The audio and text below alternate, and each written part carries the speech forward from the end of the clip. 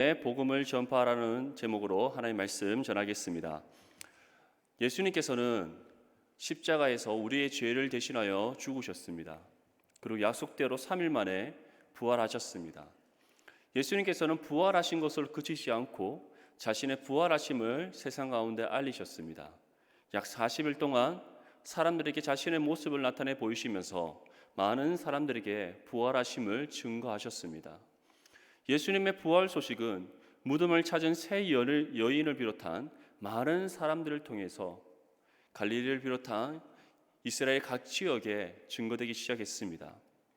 예수님의 부활 소식을 들었던 사람들, 그 소식을 듣고 또 직접 보았던 사람들, 그것을 통해서 수많은 예수님의 부활의 증언들이 계속해서 쏟아져 나오던 그때에 그 소식을 들었던 많은 사람들에게는 두 가지 반응이 있었습니다. 하나는 예수님의 부활 소식을 들었을 때 그것을 믿는 사람들이었고, 또 다른 하나의 부류는 믿지 않는 사람들이었습니다. 그리고 반신반의하는 사람들도 있었을 것입니다. 하지만 성경은 조금이라도 의심을 한다면 그것은 믿음 없는 것과 같다라고 우리에게 말씀하고 있습니다. 이처럼 예수님의 부활 소식을 들었을 때 예수님의 부활하심을 믿는 사람들, 그리고 그것을 믿지 못하고 의심하는 사람들, 이 두 부류의 사람들이 있었습니다. 그렇다면 예수님의 제자들은 어디에 속했을까요? 믿는 것에 속했을까요? 아니면 믿지 못하고 의심하는 쪽에 속했을까요? 안타깝게도 예수님의 제자들은 예수님의 부활 소식을 들었음에도 불구하고 그것을 믿지 못하고 의심하는 쪽에 속했다는 사실입니다. 그 중에서 가장 대표적인 사람이 누구였는가? 바로 예수님의 제자 중 도마를 들 수 있습니다. 요한복음 20장 25절 말씀에 다음과 같이 우리에게 전합니다.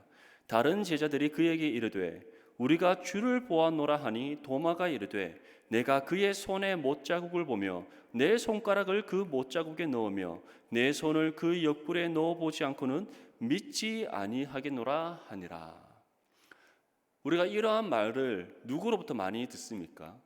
예수님을 믿지 않는 사람들, 세상 가운데서 하나님을 알지 못한 채 살아가고 있는 그 사람들에게 우리가 복음을 전했을 때 가장 많이 듣는 얘기가 바로 도마의 이 질문입니다.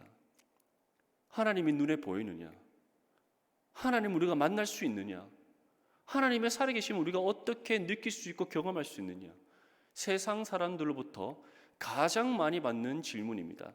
그런데 이 질문을 지금 예수님의 제자 중 한 사람인 도마가 하고 있다는 것이죠. 그런데 도마는 이 사람들 중에 대표적일 것일 뿐입니다. 아마 많은 제자들이 예수님의 부활하심을 믿지 못하고 또 그들이 그 소식을 들었음에도 불구하고 예수님을 찾지 않고 있다는 것이 우리에게 보여주고 있는 안타까운 사실인 것이죠. 그런데 이러한 예수님을 왜 도마는, 예수님의 부활 소식을 듣고도 도마는 왜 예수님을 믿지 못했을까요? 왜 예수님의 부활하심을 도마는 받아들이지 못했을까요? 예수님께서 이전에 전하셨던 자신의 죽음과 부활에 관한 말씀을 잊어버렸기 때문입니다. 그러한 도마에게 이제 예수님께서 직접 찾아오셨습니다. 그리고 자신의 부활을 직접 확인하게 하셨습니다. 요한복음 20장 27절 말씀 우리 함께 읽겠습니다. 시작. 도마에게 이르시되 내 손가락을 이리 내밀어 내 손을 보고 내 손을 내밀어 내 옆구리에 넣어보라. 그리하여 믿음 없는 자가 되지 말고 믿는 자가 되라. 예수님께서는 자신의 손을 내미십니다. 그 손에는 자신이 못 박혔던 자국이 남아 있습니다. 그리고 옆구리에는 창을 찔렀던 창자국이 있습니다. 예수님께서 의심하는 도마에게 무엇이라고 말씀합니까? 나의 못자국에 너의 손을 넣어봐라. 창자국, 내 옆구리 창자국에 너의 손을 넣어봐라. 그리고 너는 더 이상 의심하여 믿지 못하는 사람이 되지 말고 믿는 사람이 되어라 라고 말씀합니다. 예수님께서는 믿음 없는 도마에게 손을 보여주시고 옆구리에 손을 놓도록 허락하셨던 것입니다. 그리고 이제 의심하는 도마가 아닌 믿음을 가진 도마로 변화시키시는 은혜를 베풀어 주셨습니다.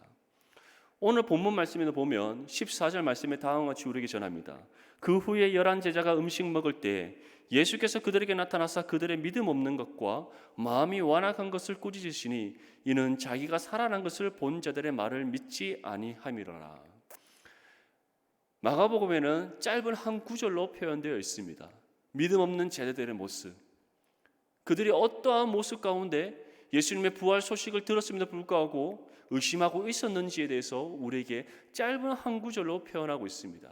하지만 요한복음에 보면 많은 구절을 할애하여서 그들의 믿음 없는 모습들을 상세하게 설명하고 있습니다.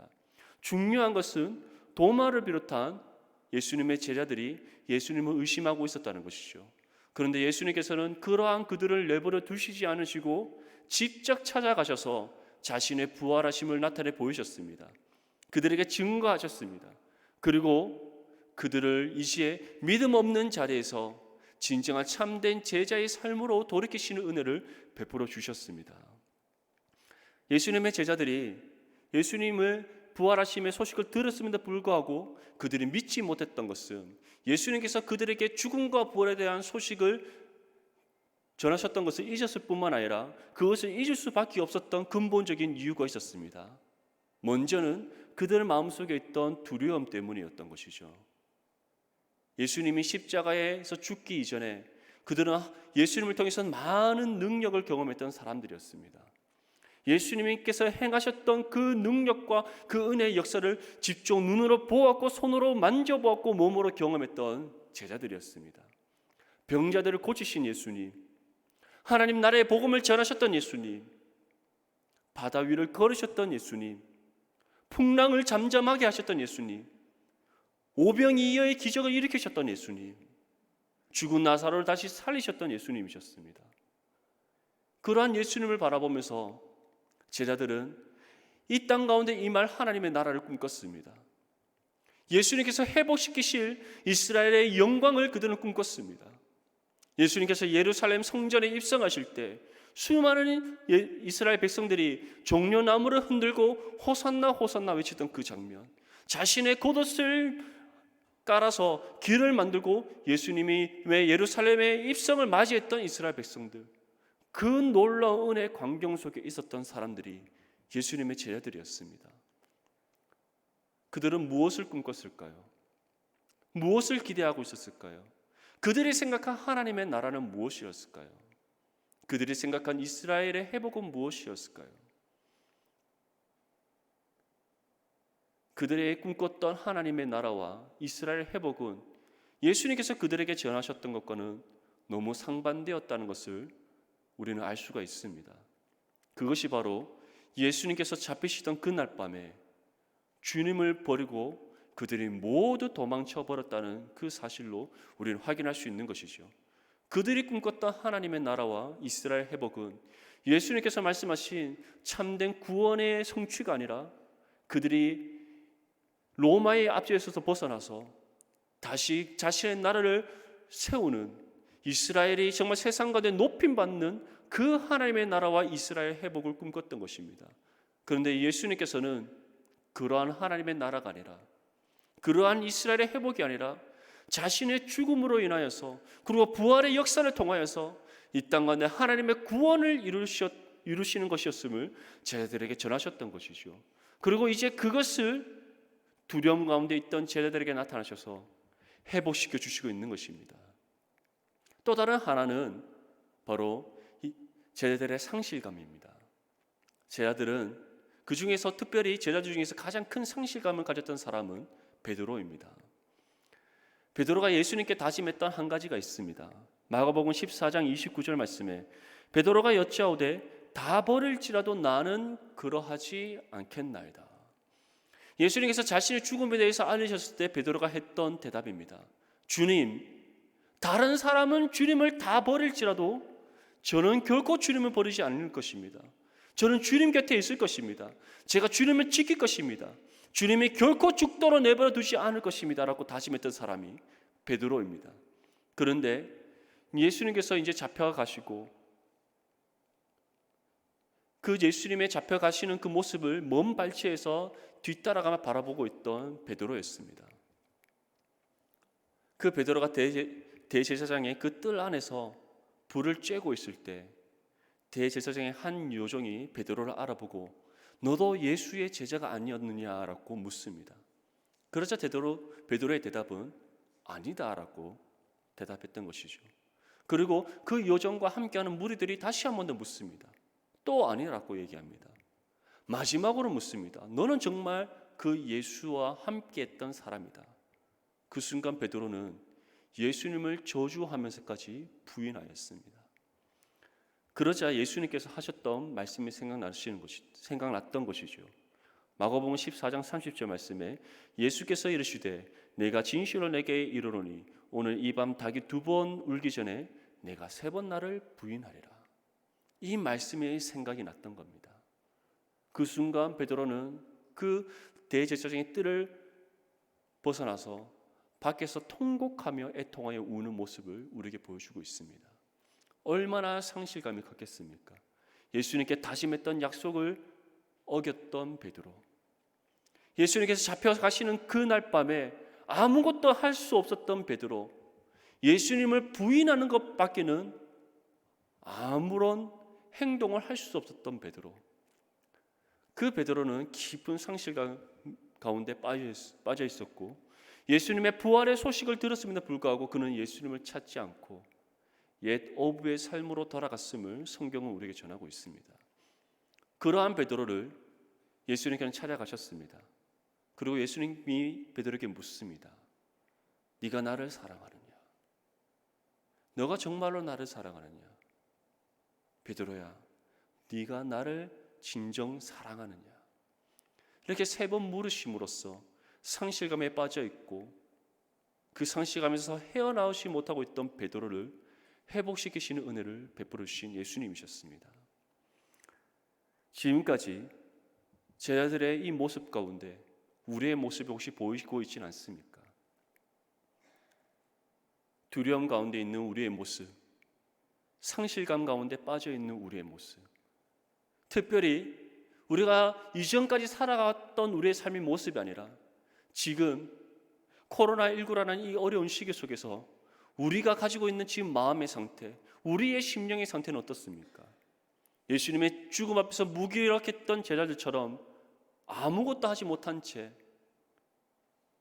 그저 멍하게 세상을 바라보고 있지는 않습니까? 아니면 이런 세계적인 재난과 경제적인 어려움과 여러 가지 교회의 어려움 속에서 두려워하고 있지는 않습니까? 어떻게 우리가 헤쳐나가야 될지 방법을 찾지 못한 채 단지 상실감 가운데 빠져 있지는 않습니까? 예수님께서는 그러한 제자들을 향해 말씀하셨습니다. 믿음 없는 것과 마음이 완악한 것을 꾸짖으셨다.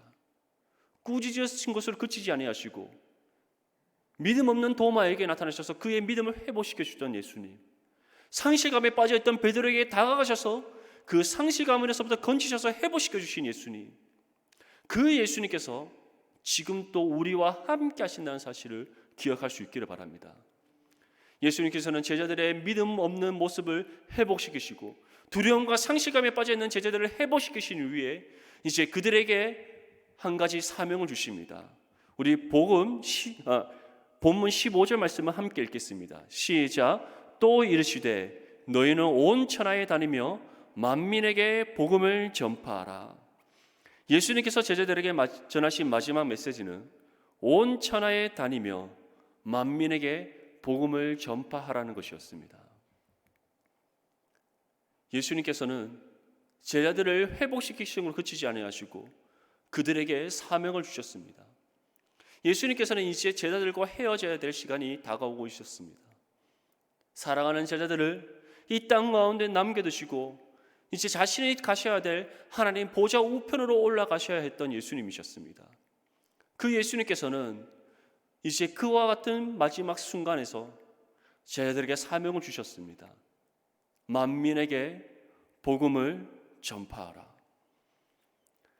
사도행전에서는 다음과 같이 우리에게 전합니다. 사도행전 1장 8절 말씀에 오직 성령이 너희에게 임하시면 너희가 권능을 받고 예루살렘과 온 유대와 사마리아와 땅끝까지 이르러 내 증인이 되리라 하시니라. 성령이 너희에게 임하시면 우리가 권능을 받는다. 권세와 능력을 받게 된다. 그리고 그 권능으로 우리가 만민에게 복음을 전파하는 사명을 감당할 수 있다라고 우리에게 말씀하고 있습니다. 그 성령이 어떻게 우리 가운데 임합니까? 바로 예수 그리스도를 믿는 구원의 은혜 가운데 모든 하나님의 자녀들에게 성령께서 임하셔서 함께 하시는 줄 믿습니다. 지금도 우리의 심령 속에 임하셔서 함께 하시는 성령이십니다. 하나님께서는 성령을 통해 우리와 함께 하신다고 약속하고 계십니다. 그리고 성령을 통해서 우리를 이 땅 가운데 홀로 내버려 두시지 아니하시고 우리의 삶을 친히 통치하시고 다스리신다라고 말씀하고 있습니다. 때에 따라 우리의 필요를 공급해 주신다 말씀하고 있습니다. 능력을 베풀어 주신다고 말씀하고 있습니다. 하나님의 그 능력의 팔로 우리를 붙잡으셔서 그 어떤 해를 당하지 않도록 지키시고 보호하심을 약속하고 있습니다. 그리고 성령을 통해 주시는 그 권능을 힘입어 만민에게 복음을 전파하게 하시는 그 복음의 사명을 감당케 하실 것임을 우리에게 약속하고 있습니다. 중요한 것은 복음의 전파의 사역보다 성령이 우리 가운데 임하심이 먼저라는 사실입니다. 예수님의 제자들 또한 성령의 그 임하심을 기다리고 있었습니다. 마가의 다락방에서 그들은 함께 기도하며 성령의 오심을 기다리고 있었습니다. 그리고 오순절에 성령께서 그 제자들에게 임하셨고 성령의 임하심의 그 사건을 통하여서 이제 성령의 시대가 시작되는 그 시작을 우리에게 알려주고 있습니다. 사도행전 2장 1절에서 4절 말씀에 오순절 날이 이미 이르매 그들이 다 같이 한 곳에 모였더니 홀련히 하늘로부터 급하고 강한 바람 같은 소리가 있어 그들의 앉은 온 집에 가득하며 마치 불의 혀처럼 갈라지는 것들이 그들에게 보여 각 사람 위에 하나씩 임하여 있더니 그들이 다 성령의 충만함을 받고 성령이 말하게 하심을 따라 다른 언어들로 말하기를 시작하니라. 아멘. 이 성령이 과거 2000년 전에 제자들에게 임했던 성령의 그 강림 사건은 끝이 났습니까? 성령은 그때 한 번 임하고 더 이상 성령의 임하심은 있지 않는 것이 아닙니다. 성령께서는 지금도 살아계시고 지금도 우리와 함께 하시고 우리의 심령 가운데 임하셔서 우리의 삶을 통치하시고 다스리는 줄 믿습니다. 그 성령을 우리는 의지해야 될 줄 믿습니다. 그 성령을 우리가 굳게 붙잡아야 될 줄 믿습니다. 우리는 연약합니다. 우리는 부족합니다. 세계적인 이 재난 속에서 우리는 할 수 있는 것이 없습니다. 우리의 삶의 모든 순간순간마다 성령의 능력과 도우심이 없이는 우리 또한 연약하고 부족한 제자들처럼 두려움과 상실감에 빠져 믿음 없는 자의 모습과 같이 살아갈 수가 있습니다. 하지만 성령이 우리와 함께 하심을 기억하고 날마다 성령을 바라보고 의지하며 나아갈 때 우리는 세상 속에서 그 어떠한 상황 가운데서도 두려워하지 않고 믿음으로 담대히 나아갈 수 있을 줄 믿습니다. 세상이 우리를 공격한다 할지라도 우리가 예기치 못한 어려움을 겪게 된다 할지라도 우리가 상상조차 하지 못한 시험과 고난이 찾아온다 할지라도 우리는 그러한 세상의 걸림돌 앞에 두려워 떠는 것이 아니라 넘어지는 것이 아니라 도망치는 것이 아니라 성령께서 주시는 그 권능 가운데 우리가 싸워 승리하는 삶을 살아갈 수 있을 줄 믿습니다. 우리에게 주신 복음의 사명, 만민에게 복음을 전파하라 하신 그 예수님께서 주신 복음의 사명을 우리가 믿음으로 감당하며 나아가는 삶이 될 줄 믿습니다. 예수님께서 성령이 너희에게 임하시면이라고 말씀하신 이유는 우리에게 또 다른 한 가지 사실을 보여줍니다. 우리가 복음을 전파하는 사명을 감당하기 이전에 복음의 증인의 삶을 살아가기 이전에 우리 자신부터가 먼저 예수 그리스도의 제자로 세워져야 된다는 것입니다. 성령이 임하시기 이전의 제자들은 실패한 삶을 살았습니다. 그들이 예수님을 버리고 떠나간다는 그 사실, 예수님의 부활의 소식을 들었음에도 불구하고 그들이 예수님을 찾지 않았다는 사실, 숨어 있었고 상실감에 빠져 옛 죄의 삶으로 돌아갔던 그들의 모습을 통해서 성령이 임하시지 않고서는, 성령을 통해서 우리가 예수 그리스도의 제자로 먼저 세워지지 않고서는 복음의 사명을 바르게 감당할 수 없다는 것을 우리는 알 수 있습니다. 우리 성명교회 정문에 들어오면 큰 비석이 하나 세워져 있습니다. 아주 중요한 글귀가 새겨져 있습니다. 제자 되어 제자 삼자. 성경이 우리에게 주는 원리입니다. 믿음의 삶의 원리입니다. 복음의 증인으로서 삶을 살아갈 때 그 순서가 어떠한 것인지를 우리에게 보여주는 진정한 진리의 증언입니다. 제자 되어 제자 삼자. 이것이 주님께서 우리에게 맡기신 사명이고 우리가 이 땅 가운데 주어진 삶을 살아가며 있어서 우리가 반드시 감당해야 될 사명입니다. 그리고 제자 삼는 복음의 증인으로서 역할을 감당하며 있어서 어떻게 그것을 감당할 수 있는지를 분명하게 보여주는 진리의 원리입니다. 예수님께서는 우리에게 분명히 보여주고 있습니다. 너희가 먼저 나의 참된 제자가 되어야 복음의 증인의 삶을 살아갈 수 있다. 제자 삼는 삶을 살아갈 수 있다. 만민에게 복음을 증거하여 하나님의 나라를 이뤄가는 그 일에 너희가 쓰임받을 수 있다는 사실을 우리에게 전하고 있습니다. 그리고 그 시작이 바로 성령이 우리 가운데 임하셔서 권능을 받는 것에서부터 시작됨을 우리에게 말씀하고 있습니다. 우리 본문 17절과 18절 말씀을 함께 읽겠습니다.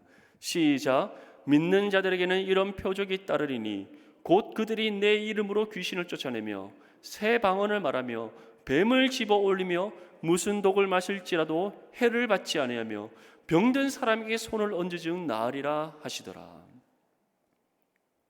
믿는 자들에게는 이런 표적이 일어난다. 다시 말해서 진정으로 성령이 임하여서 먼저 예수 그리스도의 제자로 세움받고 제자 삼는 복음의 증인의 역할을 감당하는 그 믿음의 삶 가운데는 이러한 표적이 따른다라고 우리에게 말씀하고 있습니다. 어떤 표적이라고 말씀합니까? 예수 그리스도의 이름으로 귀신을 쫓아낸다. 새 방언을 말한다. 뱀을 집어 올려도 무슨 독을 마실지라도 해를 받지 않는다. 병든 사람에게 손을 얹은 즉 나음을 받는 그러한 은혜의 역사가 일어난다라고 우리에게 약속하고 있습니다. 실질적으로 예수님의 제자를 통해서 이 모든 은혜의 역사가 일어났습니다. 성령을 받고 난 이후에 마가의 다락방에 모여있던 그 많은 사람들이 방언으로 말을 하기 시작합니다. 성령의 충만함을 입은 베드로는 담대히 예수 그리스도의 복음을 증언하였고 5,000명, 4,000명이 돌이켜 회개하는 놀라운 은혜의 역사가 일어났습니다. 성전 미문에 태어나면서부터 안진병이었던 그 사람에게 예수 그리스도의 이름으로 일어나 걸어라 했을 때 다리에 힘이 생겨 일어나 걷고 하나님의 영광의 이름을 찬양하는 놀라운 은혜의 사건이 일어났습니다. 사도 바울은 40에 하나를 감하는 매를 맞고 태장을 받고 돌로 맞고 주먹으로 맞고 배가 파산하는 일을 당하는 그 같은 모진 고통과 고난이 있었음에도 불구하고 자신의 생명을 조금 더 귀한 것으로 여기지 않는 복음의 사명을 감당할 수 있었던 이유가 무엇입니까? 자신이 주어진 삶이 마감하는 그 순간까지, 자신의 주어진 삶이 삶이 끝나는 그 순간까지 하나님께서 그를 지키시고 보호하셔서 복음의 사명을 감당케 하실 것이라는 믿음이 있었기 때문인 줄 믿습니다. 사도행전에서 사도들의 삶을 통해 믿는 자들에게 이러한 표적이 일어난다는 것을 분명히 우리에게 보여주고 있습니다. 그렇다면 우리는 어떠한 삶을 살아가야 되겠습니까?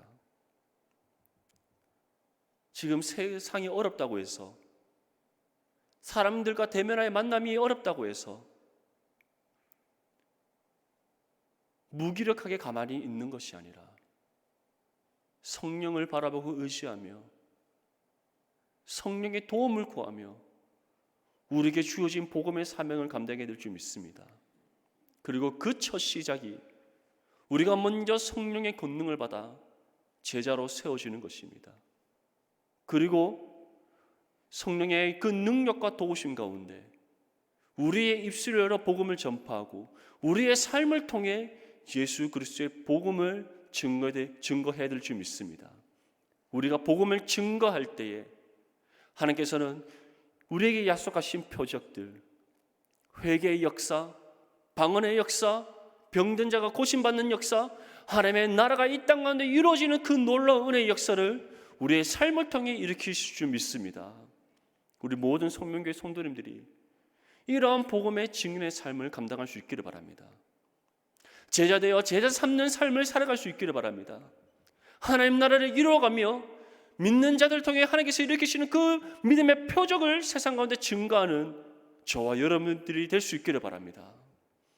우리 두 주먹 불 끈쥐가 함께 이렇게 구호를 외쳤으면 좋겠습니다.